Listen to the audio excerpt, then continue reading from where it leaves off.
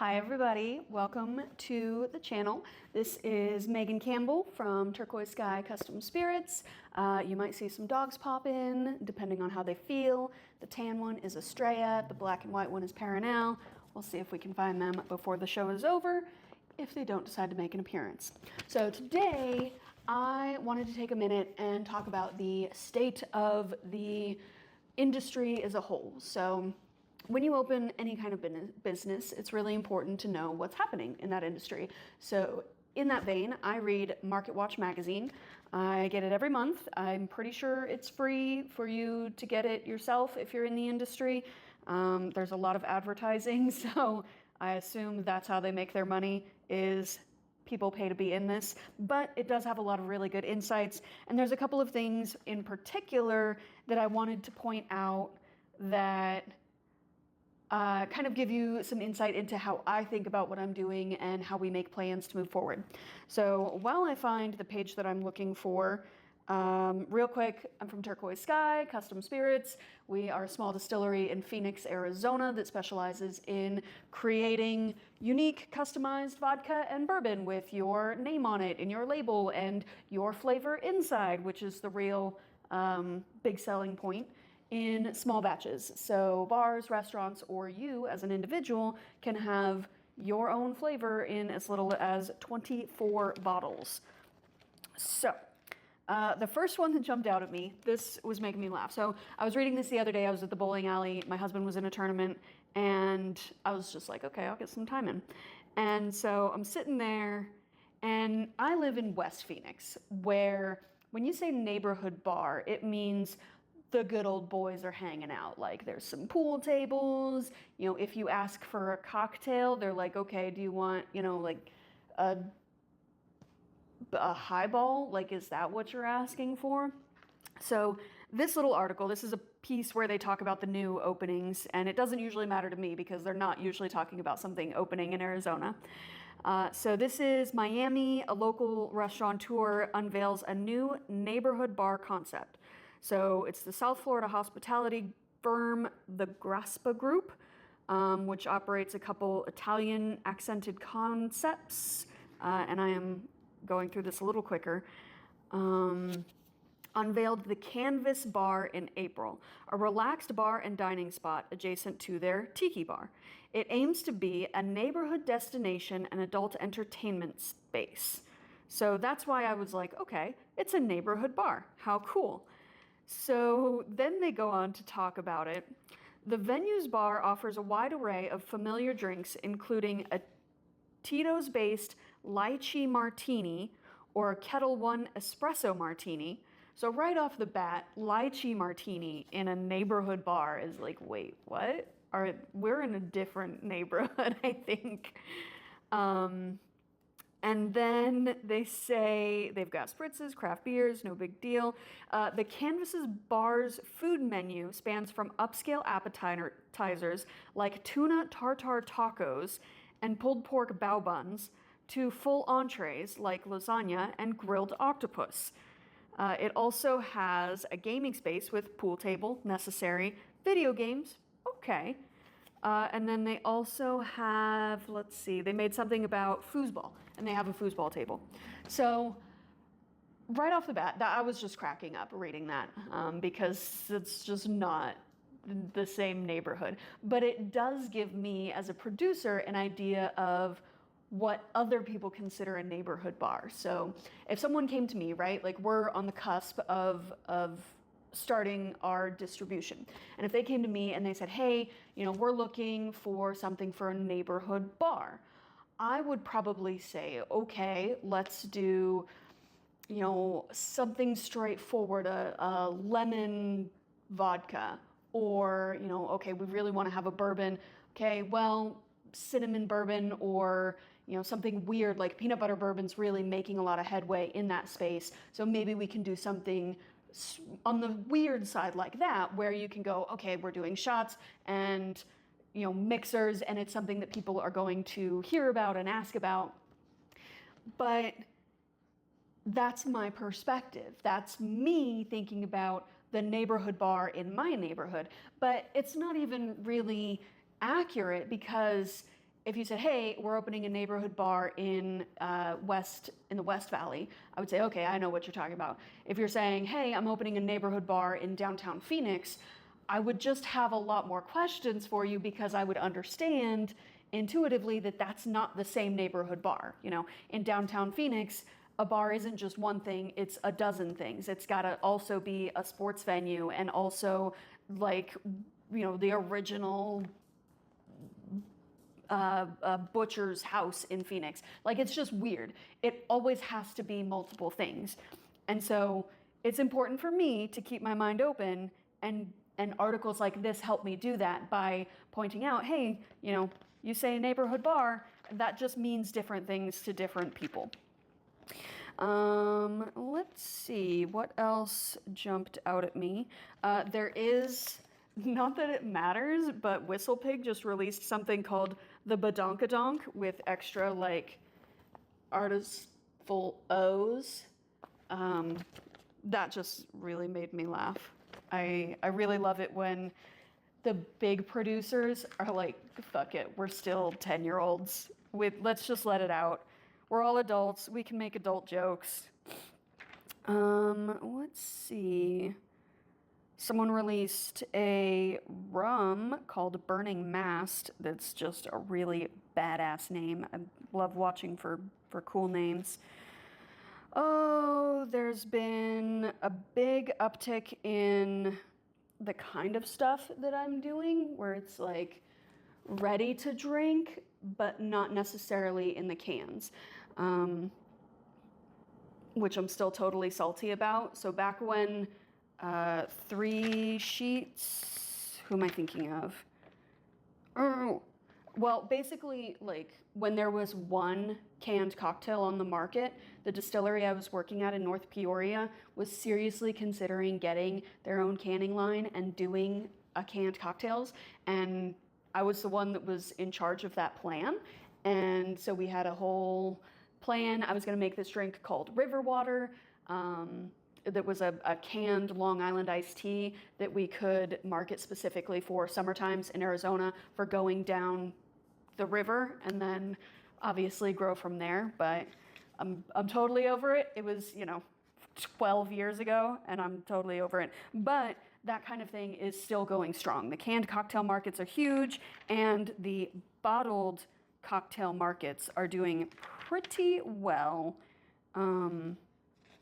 As far as for to go, like for at home, they're not hitting inside the restaurants so much, which is expected to be expected. Like, you go to a bar because you're making a cocktail, not because you want to have someone else pour a thing into a bottle. So, and then the other one of the big articles in this particular issue, which is June 2024. Is all about bitter liqueurs and amaros. So I've known for a while that they've been on the rise, but it's one thing to sort of be like, boy, a lot of people are talking about Campari that have never talked about it before. Like, that's a weird thing for me to hear on the regular. And it's another to have one of the 3 big articles in this magazine be about, holy shit, everybody's going crazy for these liqueurs and these smaller brands. So, yeah, leading liqueurs. Aperol has made a 40% growth between 22 to 23 in the United States, which is insane. Like, and quite frankly, I don't like Aperol at all, so it's really crazy to me. But I've seen a lot of people getting, I think there's a new Aperol, like, basically the spritzer's already done for you. It's a ready-to-drink version of Aperol, and that's driving this incredible growth and this incredible interest in their original product as well. Same with, there's been some growth in Campari, Fernet, Nonio, and Italicus, which I honestly have no idea what that is. But I'll be the first to admit I'm not. So yeah, Aperol Spritz Ready to Serve was launched in 2021, and it's really, really blown up. So the important part for me as a producer is that there is a once there's a taste for something in the market, the next step is people start going, okay, well, where's the local one? And there are some American-based brands doing things like this. And I feel like one of the distilleries in Arizona has done something like this, but it's not a big market player. It's not someone who's really pushed it out there and they're like, this is what we do.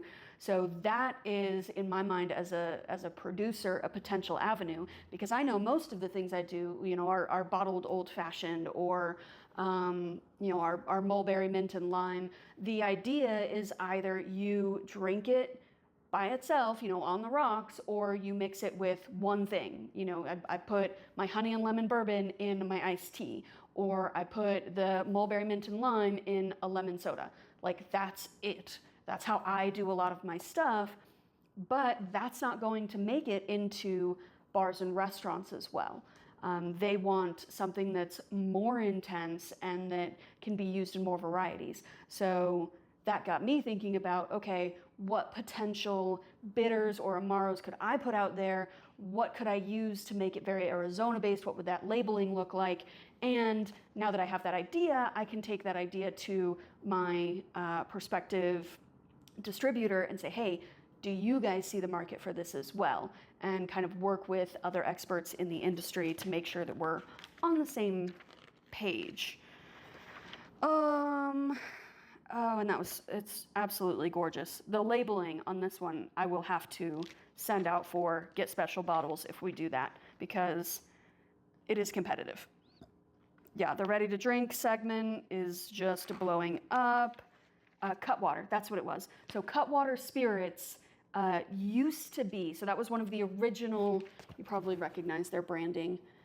That was one of the original canned cocktails, like small company canned cocktails, and they were 3 sheets or something from Ballast Point. So Ballast Point's brewery in California, they briefly opened a distillery for like 2 years and then almost immediately sold it off once their canned cocktails started blowing off. Cutwater bought it. I think that's one of the larger, like a sub-brand of one of the larger guys, and they own that section. So at that same time, I had just taken a tour of 3 sheets and we were in the middle of discussions about doing canned cocktails. So I was very, like, every time I see them, it's like a little teeny tiny needle, like a jumping cactus needle in my side to be like, ooh, that could have been you, but I wasn't ready. It's fair, I wasn't ready. Here it is. This is the one that jumped out at me too. So they're talking about the ready to drink segment. So I'm looking at, first of all, our big, you know, competition, so to speak, is the On the Rocks brand. They're probably the closest to what I do, but I don't, like, aside from the bottled old fashioned, I don't really like to do the, no, seriously, it's just this cocktail. But this Delola brand is a 750 milliliter bottled spritzer put out by, or they have 375s too, but I was looking at them at the store the other day. And I think they're working with like Jennifer Lopez or something. But they were probably the closest, and it's nice to know that's these guys right here. It's nice to know that there is kind of a space for that. Oh, and then this one cracked me up. So this is where you get into like more insider stuff. And I know you're probably not watching by now because I'm at like 16 minutes. But these guys right here, right? It's pronounced -196. And their whole branding is based on the fact that they use liquid nitrogen to freeze the fruit that they use so that they capture it at that peak freshness. And that's why it's like -196, is that's how cold it is when they freeze the fruit and capture it, and then they infuse it. Except that's just how freeze drying works. Like, if you get freeze dried fruit, that's just how it works. That's how it's done. That's not special. That's how all of our fruits, when I make a blackberry or a strawberry or something, that's what we use because that's how it's done. It's an industry standard.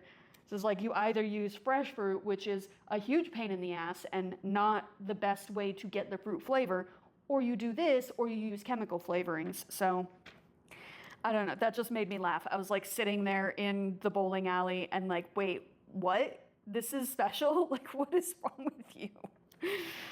Oh, but it's a reminder to me as a producer that everything that you do can potentially be an important aspect, right? Like, I think of this as an industry standard. I'm like, yes, of course I do this thing. And they're making it a big haboo, you know, it's like Tito's being gluten-free vodka. Like, what? Yeah, of course it is. They all are. What are you talking about? And, but it worked. It worked. It made a big difference. It was a huge deal. Other little bits. I don't really read the wine part because I don't care. I just drink wine because it's tasty. I don't follow it.